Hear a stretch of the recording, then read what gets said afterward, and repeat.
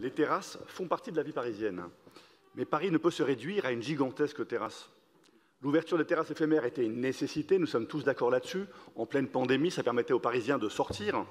Mais le manque de sanctions, le manque de contrôle ont abouti à un cauchemar pour pas mal de Parisiens. Le nouveau régime d'autorisation a permis de baisser le nombre de terrasses de 12 000 en 2021 à 3 000, mais le résultat n'est pas pour autant satisfaisant. Et je crois qu'il est nécessaire et urgent de trouver un bon équilibre satisfaisant pour tous. L'esthétique douteuse de certaines terrasses, les débordements sur les trottoirs, bloquant l'accès aux piétons, parfois même aux PMR et aux poussettes des enfants, la fermeture tardive au-delà des 22 heures imposées par le RET, l'absence de contrôle reste préoccupant pour les Parisiens et les plaintes remontent énormément alors que nous avons besoin de ces terrasses. Les tensions entre commerçants se développent aussi. Nous préconisons donc, dans ce vœu, de mettre les maires au cœur du dispositif en leur confiant le pouvoir décisionnaire sur les terrasses.